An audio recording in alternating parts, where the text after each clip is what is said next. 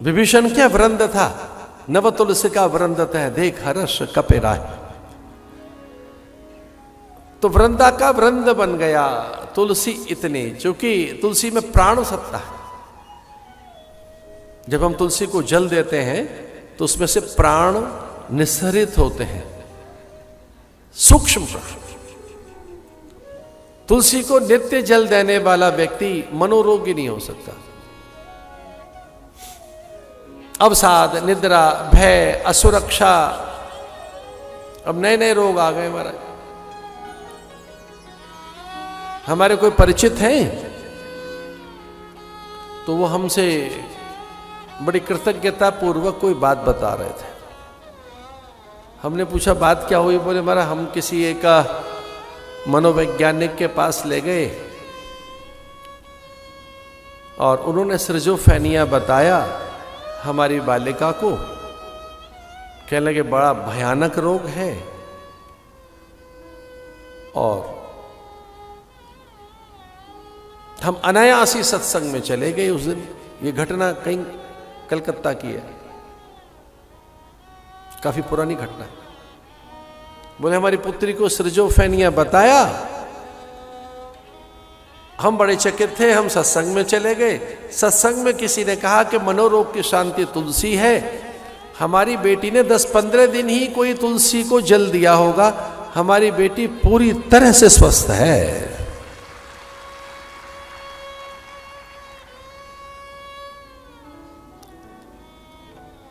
हम वृक्षों से कितने दूर चले गए, प्रकृति से, पल्लव पात से, शमी धतूर से, विजया तुलसी से, बिल्व पत्र और दूर्वा से। इसलिए विकृतियां हैं जीवन में। हम सूर्य को अर्घ नहीं दे पा रहे। वैसे सुना तो नहीं है हमने कभी। ये सोशल मीडिया की उपज है, नए नए पता नहीं क्या 30 त्योहार निकालते रहते हैं। Today is the cow cuddle day, cuddling, cow cuddle, गला भैया डाल लो, हक कर लो तुलसी उसको, गौ माता को।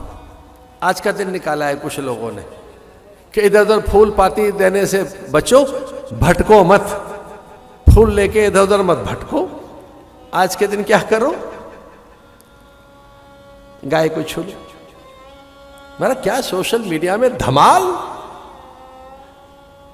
हम तो बड़े आनंदित हुए जब हमारे यजमान कह रहे थे महाराज गाय की पूजा का दिन है, गाय को छूने का। और ये सच बात है। जहां ये गाय की भ्रमर पड़ती है, ये जहां अगर उसका स्पर्श कर लिया आपने तो निसंदेह मानसिक विकृति जाएगी। उसकी श्वास आपके पास पहुंच गई। संपूर्ण मनोविकृति की अगर कोई विकार की एक मात्र औषधि है तो गाय की सांसें हैं। इसलिए किसी ने ठीक ही कहा होगा कि आओ गाय के गले मिलने, तो कम से कम उसकी सांस तो आएगी, उसकी ऊर्जा तो आएगी, उसका प्रभाव तो आएगा। इतना निर्दोष प्राणी है। पर तुलसी पत्र, बिल्व पत्र, शमी, इससे भी होता है। एक ऐसे पंछी की तरह से देखे दशरथ, जैसे एक पंछी के किसी ने दोनों पर छीन लिया, प्राणहीन काया जैसी। नदी है उसमें जल नहीं, सूर्य है तो जैसे मानो राहु ने उसे ग्रसित कर लिया। राजा का वो जो दीप्ति, नवलता, राजा का जो तेज, जैसे मानो सूर्य ने उसे ग्रहण, राहु ने ग्रहण कर लिया।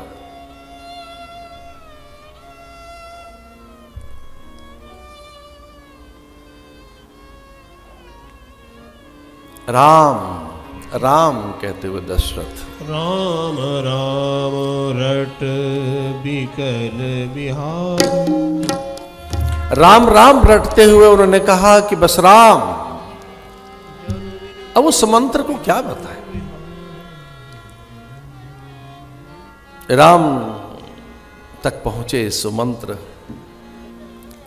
अभी ये कौशल्या को नहीं पता, यह दृश्य सुमित्रा नहीं जानते, लखन अभी अनभिज्ञ हैं इस बात से, सीता को पता नहीं, पूरी अयोध्या अभी अपरिचित है। राम को ले आए। राम ने देखा पिता विकल हैं, व्याकुल हैं, पीड़ित हैं, अत्यंत क्षुब्ध हैं, मुख मलिन है, और हां वो देख नहीं रहे हैं। राम ने देखा कि मेरी ओर पिता देख नहीं रहे, वो मुझसे नेत्र नहीं मिला पा रहे हैं।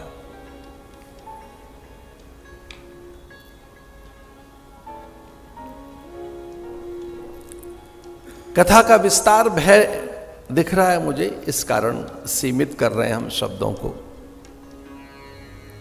कथा में विस्तार न हो,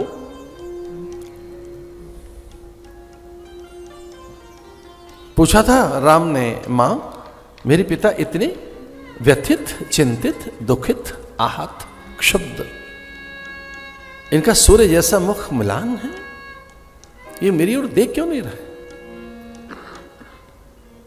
इनको रोग हुआ क्या? मेरे पिता से हुआ क्या है? इन्हें कष्ट क्या है? कौन है वो अपराधी जिसने पिता को दुख दिया? कौन है जिसके कारण मेरे पिता इतने आहत हैं? मां है क्या? कारण क्या है? किस कारण मेरे पिता रोगी हैं, आहत हैं, अश्रु बहा रहे हैं, मुझे देख नहीं रहे? दशरथ सिसक पड़े राम को देखकर, छिकने लगे दशरथ। हा राम कहकर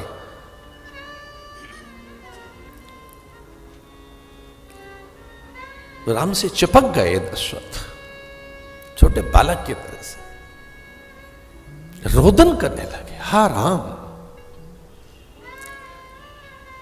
बड़ा कठिन हो गया राम को अपने पिता को संभालना। वो धर्मात्मा राजा अपने पिता को संभालने कैसे? माने राम की ओर देखकर कहा कि आप इनके दुख का कारण जानना चाहते हो? ये क्यों व्यथित है, ये क्यों दुखी है? ये अपने मोह के कारण दुखी हैं। इनका शोक इनका मोह है, इनका दुख इनका मोह है। एक में इतना मोह, एक में इतनी आसक्ति, एक में इतनी अनुरक्ति, एक पुत्र में इतनी अधिक, इनकी मति में स्वार्थ। तेरे पिता स्वार्थ के कारण दुखी है, ये लोभ के कारण दुखी। आदमी लोभ के कारण रोता है, स्वार्थ के कारण रोता है, मोह के कारण रोता है। तेरे पिता के भीतर कितना मोह है, कितना लोभ है, कितनी आसक्ति है। ये जो शोक दिख रहा है तेरे पिता के पास, इसका एक ही कारण है, मोह। तो पूछा राम ने, मां किसके प्रति मोह? तो कैसे ही सही राम को स्पर्श तो कर पाई उस समय कैकेयी, और कैकेयी ने राम के वक्षस्थल पर अपनी तर्जनी रखते हुए कहा कि वो दुख किसी और कारण नहीं, राम आपके कारण है, आप में इनका मोह है। आपके मोह के कारण ये इतने दुखी हैं। मेरे राज्य क्या मांग लिया?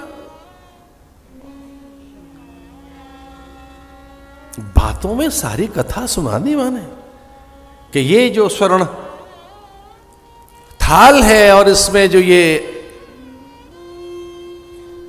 मुकुट है, अब भरत का है। राजदंड, राजवस्त्र, राजमुद्र का राज्याधिकार, ये समूची वसुधा के वैभव का एकमात्र भोक्ता मेरा भरत है। अब उनके मुंह से ऐसा निकला, मेरा भरत। वो तो मेरा राम बोलते थे, मेरा भरत, मेरा बेटा समूची वसुधा के वैभव का एकमात्र भोक्ता है। अब ये मुकुट का अधिकारी मेरा पुत्र भरत, इस राजवस्त्र का और राजदंड का, राजमुद्रिका का और समूचे वसुधा के वैभव पर नियंत्रण मेरे पुत्र का होगा। अब उसका वर्चस्व रात से स्थापित हो गया है, उसी का आधिपत्य है, उसी का स्वामित्व है, उसी के अधिकार में पूरी धरा तेरे पिता ने रात को ही मुझे सौंप दी है। और हां, राम आपके पिता आपके लिए एक निर्देश भी देना चाहते हैं। आपके पिता ने आपके लिए तय कर लिया है कि आपको क्या करना है। तो वाल्मीकि रामायण में आता है और तुलसीदास के रामायण में भी कि राम ने जब यह सुना कि अब राज्य मेरा नहीं रहा, तो वो एकदम मत वाले हाथी की तरह से हो गए। एक हाथी मत वाला हो जाता है ना, एक उमंग तरंग।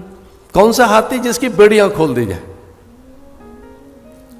बेड़ियां, बंधन, किसी का भार।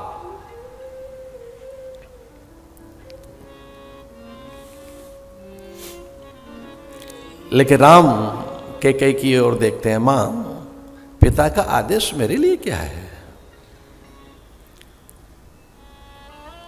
पिता चाहते हैं आपके कि आप तपस्वी बनकर तापस वेश विशेष उदासी नवपंच वर्ष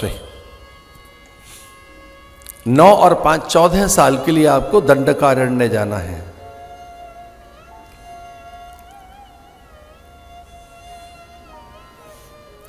नवगयंद रघुवीर मनराज अलान समान, छूट जान सुन गवन पुनि और आनंद अधिकार। एक मतवाले हाथी की तरह से राम का मन हो गया, सारी बेड़ियां खुल गई मेरी, सारे बंधन खुल गए। वो हर्षित होकर, आह्लादित होकर, उमंग में, अत्यंत उल्लास में मां को प्रणाम करते हैं। चित्त मुख प्रसन्न चित्त चौगुन चाऊ, मिटा सोच जन राखे राम। मुख प्रसन्न, उस समय मुख की क्या प्रसन्नता है राम की। राम कितने प्रसन्न हो गए। देखिए, मुख तो प्रसन्न है ही, पर चित्त में चौगुना चाओ। मुख प्रसन्न चित्त चौगुन चाओ। अपने प्रयोजन की पूर्ति कर पाएंगे राम, अवतरण को सिद्ध कर पाएंगे राम, आविर्भाव को प्रमाणित कर पाएंगे राम, जन्म की सार्थकता कर पाएंगे राम, वन में जा पाएंगे राम। और वह जो है अभिमानी निशाचर, जिसके दमन, अत्याचार, अनीति और शोषण से समूची धरा या अवनी अत्यंत त्रस्त है, ऐसी उस निशाचरी जाति के स्वामी रावण से इस धरा को मुक्त कर पाएंगे राम। वो झूठे बेर खाते हुए शबरी के हनुमान से मिल पाएंगे राम।